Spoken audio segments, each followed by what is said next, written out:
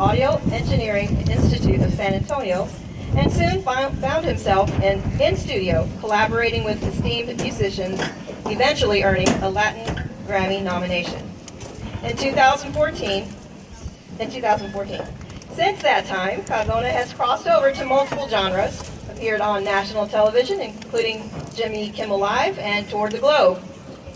At this time, please welcome back to Frank Carter Stadium, Carrizo Springs High School Wildcat, class of 1997, Mr. Percy Cardona.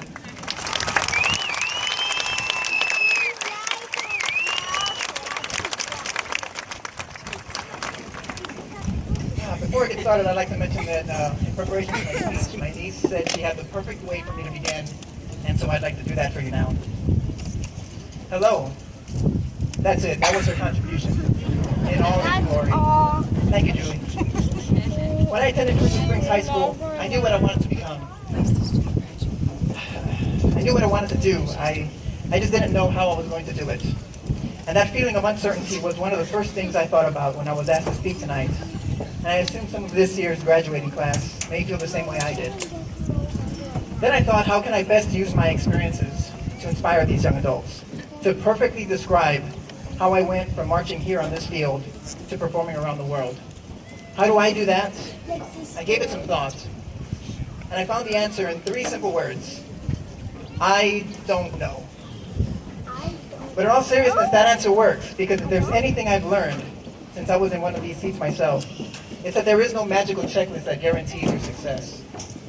Yes, there are things you can do to give yourself an advantage, such as pursuing a higher education. But as most people soon learn, life has a habit of handing you a set of circumstances forcing you to take detours. Luckily, that does not doom your life for failure. As I said some seconds ago, there is no magical checklist that guarantees your success. So I figured the best thing I can do is to simply share my story and trust that these graduates will pluck some significance and apply it to their futures. My parents are from Big Wells, Texas. My father worked as a water superintendent, and on his downtime, he sang in a band with my uncles. My mother, before opening her own restaurant, was a housewife who spent countless hours with her children. My family was very musical, and my parents encouraged me to continue the family tradition of musicians. But I had bigger aspirations in mind. I was going to become an NFL football star. Spoiler alert, that didn't happen. We didn't have youth football in our small town, but we did have a Little League baseball team. My coach decided to utilize my talents in right field. It wasn't for my blazing speed, ball hawking prowess, or my cannon for an arm. I played right field because I was terrible. Nonetheless, sports taught me that with time and practice comes improvement. I know that's obvious, but my biggest takeaway was the understanding that just because you're unqualified today doesn't mean you're going to be unqualified tomorrow. But you have to be willing to invest in honest efforts, the operative word being honest. Ultimately, I noticed I did have an ear for music. When I was in the 8th grade, I joined a local band playing keyboards. The thrill of performing on stage had me hooked, and I thought perhaps a music career could be in the cards. Upon enrolling to Carrizo Springs High School, I joined the Mean Purple Band under the direction of Mr. Garza. We didn't have music classes at the Big Wells School, so I didn't play a marching band instrument, and I didn't read sheet music. I was given remedial exams and placed in the percussion section. I also played piano for jazz band, a class I shared with current high school teacher, Mr. Bias, who was very instrumental in my presence here tonight, no pun intended. In my sophomore year, marching band competed at area as they did every 2 years. We received alternate by placing third, back when only the top 2 schools advanced to state. And I was made aware that Carrizo Springs had never been to state, and I selfishly couldn't wait to become part of the first group to do so. I had learned squeeze box. Not my fault. I had learned to play squeeze box the summer prior and perform with local bands outside the school. This continued to my junior year. One Saturday, I had a show with a local band the same day the school marching band had a competition. Upon explaining to my bandmates that I had an event for school, someone suggested that if I was to miss one of their shows, then perhaps it would be best if I just missed the rest of them as well. Hearing that response, I cowardly decided to play with them and skip the marching competition. The following Monday, I was prepared to get called to the office. I'd be scolded, I'd apologize, and then all would be as it was before. That's what I thought would happen. Instead, I was informed that my absence had a negative impact on the marching band's performance. And since I was no longer trustworthy and showed little remorse, I was told I was no longer a part of the main football band. I begged to be back in the music program and explained my side of the story. And with every word I uttered, it became more apparent how ridiculous my excuses actually were. To this day, I don't know if Mr. Garza was seriously going to kick me out, but that knowledge is inconsequential. The truth is, I grew up a lot that day. I understood that I was no longer the kid trying to catch up to everyone else. I was now a young adult who should be strong enough to make the right decision, even if that choice is a difficult one to make. Mr. Garza taught me that. And never again would I allow anyone to compel me to do something that was not in everyone's best interest. This mentality carried over into my senior year. The Mean Purple Band was the strongest it had ever been during my tenure. Again, we competed that area, and we won. Third place, again, we were so close. I just really wanted to go to state that year, but it wasn't for the selfish reasons like before. I wanted to do it for my classmates, and I wanted to do it for Mr. Garza. But at least we beat Hondo at Austin Westlake. That was pretty cool. After high school, I found some gigs as a hired gun musician and started playing a number of instruments and traveled to many states. I found a job working for a radio station as a DJ. I did studio work as a musician and as a sound engineer. I was determined to make a career in music in some shape or form. But sometimes determination alone is not enough. The radio paid peanuts. The studio work dwindled, and gigs were getting much harder to come by. I was broke, and I was hungry. After playing so many shows and putting out a solo record that didn't sell, I came to terms with the fact that music just wasn't going to pay the bills. And so I gave up music altogether. I found a job working at a gym with the housekeeping staff. I applied for a manager position, and I got the job. And in time, I got promoted again, and now had 3 buildings under my wing. All these years paid off, literally. Gone were the late fees, the penny pinching, and the ramen noodles. From the outside, my financially stable life looked pleasant. But on the inside, I was absolutely miserable. I fell further into my desolation every waking day. I was uninspired, and I hit a point where I needed to do something about it. Coincidentally, I was approached to play a few shows, and I jumped at the chance to dust off my instrument. But there was something I left behind.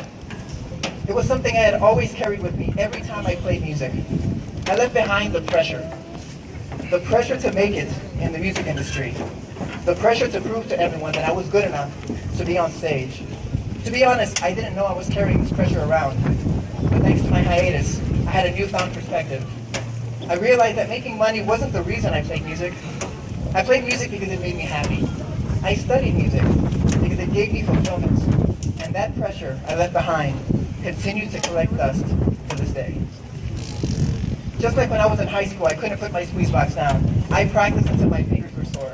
Partly because I was making up for lost time, but mostly because I was happy to be playing again. When opportunities presented themselves, my approach was to be professional.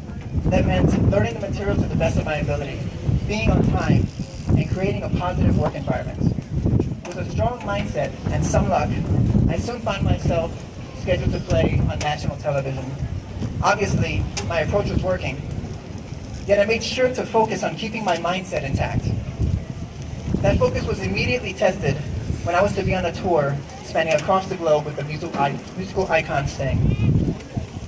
I was only supposed to play for the opening act, but on the first day of rehearsals, Sting wanted me to play an accordion solo on one of his songs. Upon hearing that, most people would assume I'd feel nervous or scared, but mainly I felt prepared and excited. The real scary part was knowing that I may not have even had this opportunity had I not decided to play music again, or had I not gone on hiatus, had I not struggled with money, had I not been kicked out of the marching band, or had I been a tremendous athlete as a child. Many things led to this moment.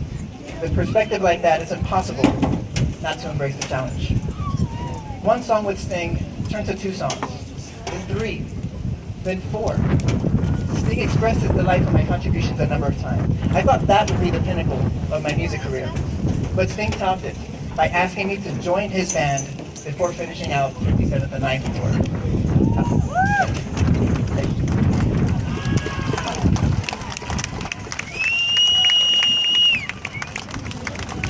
I was given more songs, more solos, and even started singing harmonies. By the tour's end, I was on stage for the entirety of Sting's set. And in my heart of hearts, I knew a large component of my growth was the fact that I didn't take myself too seriously. I took the job seriously. It is a job, after all. But personally, I was extremely thankful every step of the way, and I was having fun. Today, I'm more optimistic about what's possible. It's a liberating feeling, but it's a chilling one as well, because it's confirmation that my success is ultimately my responsibility.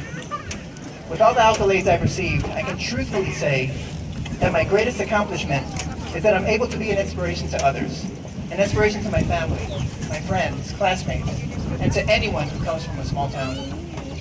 And with that, I have one more thing to say to this year's graduating class of 2018. In time, your dreams might change.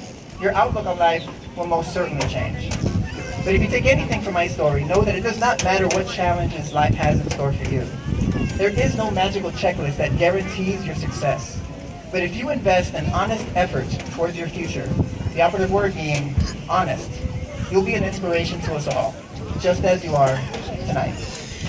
Thank you very much.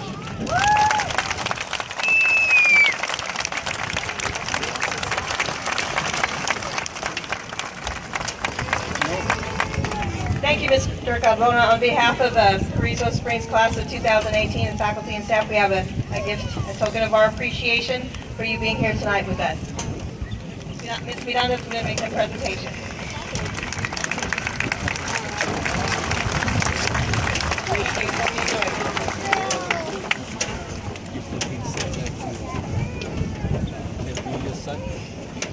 Next, we call to the stage, to our podium, our class of 2018 salutatorian, Mr. Osvaldo Zamora Jr. Education Agency, and are entitled to receive their high school diploma. Ms. Gonzalez, you have certified that these students have met all the requirements for graduation from Carrizo Springs High School. By the authority vested in me by the Board of Trustees of the state of Texas, I declare these students as graduates of Carrizo Springs High School. Congratulations. The Carrizo Springs School Board of Trustees will now present the diplomas to the graduates.